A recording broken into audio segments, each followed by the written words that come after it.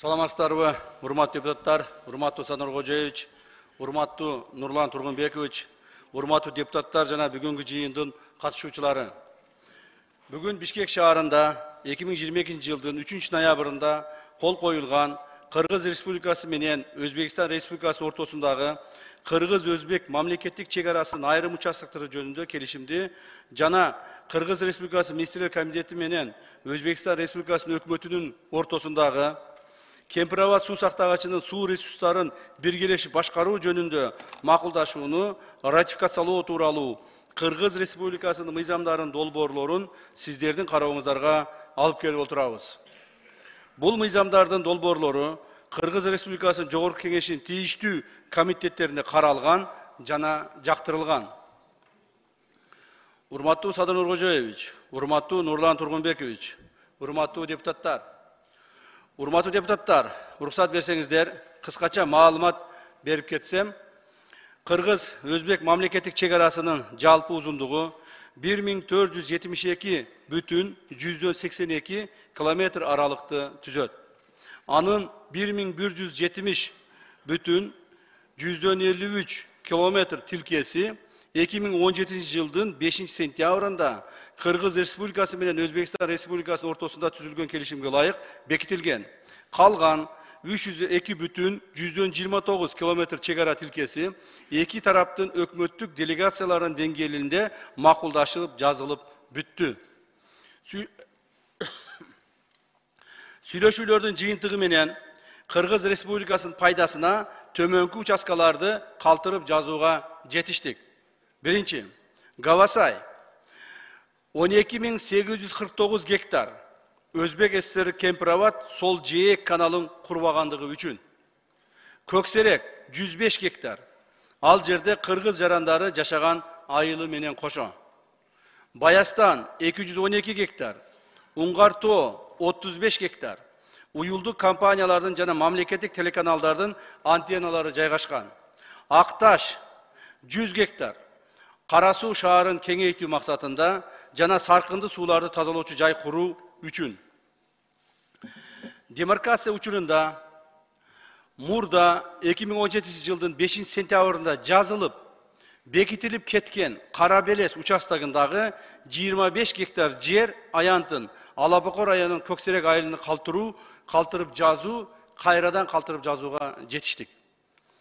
Шахрихансай каналынын башталышы участкасынан Өзбек тарап тосуп пайдаланып келген 19,5 гектар жер аянты Өзбек тарапка калтырылып, анын ордуна 19,5 гектар жер аянтын Өзгөн районунун пайдалануусуна алуу жагы макулдашылып, картографиялык материалдары даярдалды. Баса белгилеп кетсек, урматтуу депутаттар, ушуга көңүл буруп койсоңуздар, себеби дегенде көптөгөн адамдар туура эмес маалыматтар таратып атышты. Муну мына ачык айтканга азыр туура келет жана ачык айтабыз. Ушул маалыматтар чындык экендигин билсеңиздер. Баса белгилеп кетсек, Орто Токой суу сактагычы жайгашкан жер аянты жана компенсация катары алынган жер аянттары да толугу менен Кыргыз Республикасынын карагына калтырылып жазылды. Жана Орто Токой өтүп кетиптир, тияк бияк дегендердин баары калп жалган болгон, мунун баары өзүбүздө калды, биздин жерибиз, биздин платинабыз боюнча.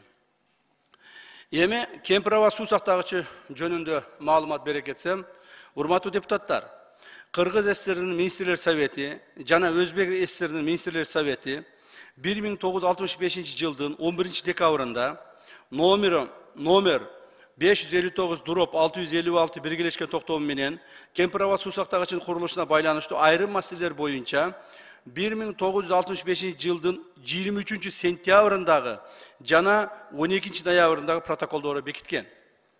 Аталган биргелешкен токтом менен бекитилген 1965 жылдын 12 ноябрындагы протоколдун 1 пунктуна ылайык Кемпирабад суу сактагычынын суусу каптап калган жерлердин ордуна компенсация катары берилип жаткан жерлерди Кыргыз ССРнин курамына, ал эми Кемпирабад суу сактагычынын чашасынын астындагы жерлерди Өзбек ССРнин курамына киргизүү менен Кыргыз ССР менен Өзбек ССРнин ортосундагы республикалык аралык чек араны өзгөртүүгө макулдук берилген.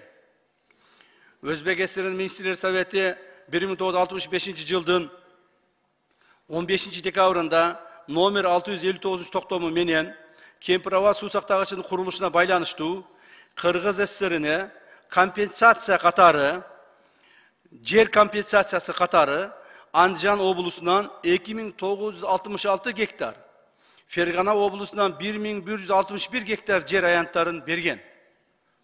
Өткөрүлүп алган жер аянттарындагы чегара сызыгы өзгөртүлүп кайрадан жазылган. Жана ал жазууларды Кыргыз ССР'нин Министрлер Совети бекиткен. Жалпысынан 4127 гектар жер аянты Кыргыз тарапка берилген.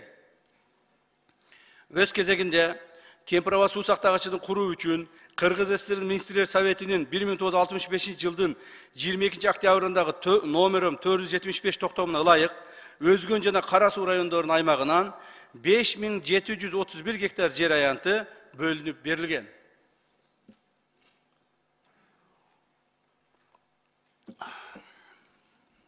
Бул 5731 гектар жер аянты бүгүн суу сактагычтын 908 горизонталына туура келет.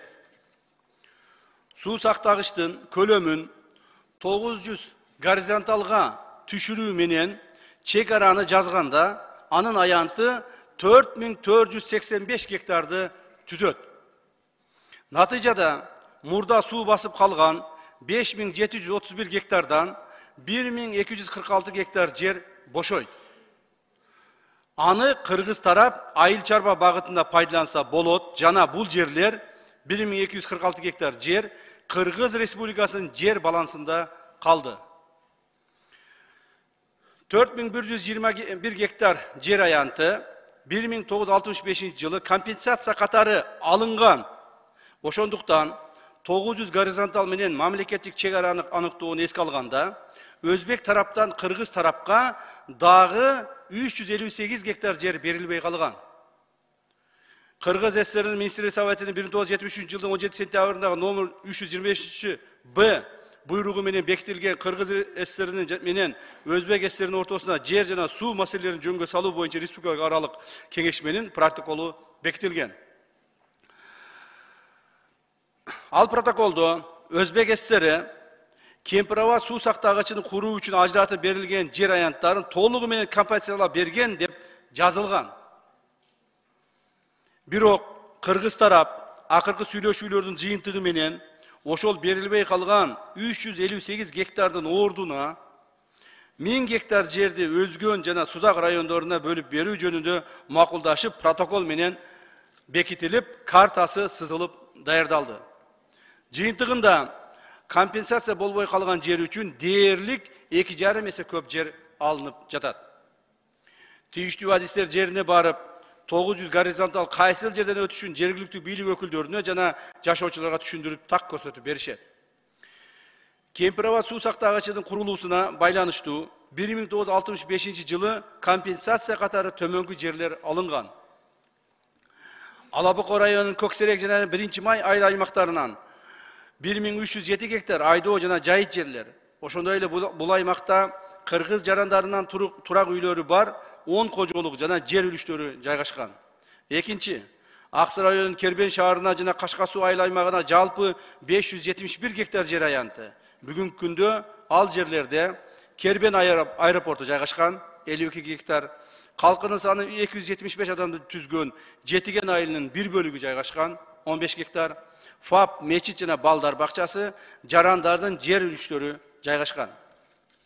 Үчүнчү, Ноокот районунун Шамалдуу Сай участогу 1088 гектар. Анын ичинде калкынын саны 2750 адамды түзгөн Достук айылы 55 гектар. Ошондой эле адамдардын жер үлүштөрү жайгашкан. Төртүнчү, Араван районунун Найман участогу 148 гектар. Анын ичинде калкынын саны 1600 адамды түзгөн Эсенбай айылы 32 гектар. Кадамжай району 1013 гектар. Анын ичинде Көктала участкасы 758 гектар. Анын ичинде калкынын саны 16278 адамды түзгөн Достук, Көктала жана Маяк айылдары жайгашкан. Пылдырак участогу 255 гектар. Anın içinde halkının sanı 4700 adamды түзгөн İsbayram жана Pıldırak айылдары жайгашкан. Жалпылап айтканда, Өзбек ССРинин Кемпирова суу сактагычынын курулушуна байланыштуу 4127 гектар жер аянтын компенсация катары алынып, азыркы мезгилде ал жерлер толугу менен өздөштүрүлүп, 25 миңден ашуун кыргыз жарандары туруктуу жашап келүүдө. Ошондой эле турак жай, короо, жолдор жана социалдык объектилер курулган. Көптөгөн жарандарыбызга жер үчтөрү катары берилип, менчик укуктары каттоодон өткөрүлгөн. Мындан сырткары Кемпирова суу сактагычын биргелешип башкаруу үчүн Кыргыз Республикасы менен Өзбекстан Республикасы өкмөт ортосунда өкмөттөр аралык макулдашуу түзүлүп, азыркы мезгилде аталган макулдашууну сиздердин карооңуздарга алып келип отурабыз. Бул макулдашуунун шарттары боюнча кыргыз тараптын суу чарбы адистери Кемпирова суу сактагычынын платинасына кирип, суунун деңгээлин жана бөлүштүрүүчү лимиттерди көзөмөлдөп турушат. Ошондой эле Өзбек тарап Кемпирова суу сактагычынын айланасында инженердик техникалык жабдууларды орнотпойт. Балык уулоого, мал сугарууга, айыл чарбасына сууну пайдаланууга эч кандай тоскоолдуктарды кылбайт деген милдеттенмеси макулдашууга киргизилип бекитилген. Макулдашууга киргизилип бекитилген.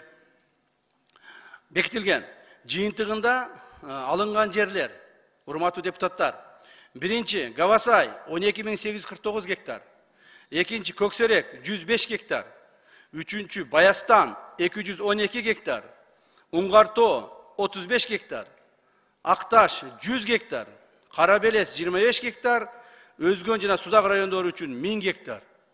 Суунун көлөмү 908ден 900 кварталга түшкөндө 1246 гектар жер бошоду.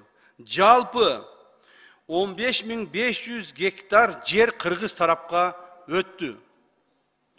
Бул жер аянтына 1965 жылы берилген 4127 гектар жерди кошкондо, жалпысынан 19699 гектар жер аянты алынды. Анын ордуна суунун астындагы 4485 гектар жер берилди. Biz жалпысынан 19700 гектар жер алдык. Суунун астындагы 4485 гектар жерди бердик. 5 эсе көбүрөөк жерди алдык. Урматтуу депутаттар, Кыргыз Республикасы менен Коңшу Өзбекстан Республикасынын жана эки элдин ортосундагы достук мамилелерди чыңдоо максатында өлкөнүн улуттук коопсуздугун камсыздоого жана аймактын бүтүндүгүн бекемдөөгө багытталгандыгын эске алып, сиздердин карооңуздарга белгиленген тартипте киргизилген мыйзам долбоорлорун колдоп берүүңүздөрдү суранабыз. Менин маалыматым бүттү, суроолоруңуз болсо жооп берүүгө даярмын. Рахмат.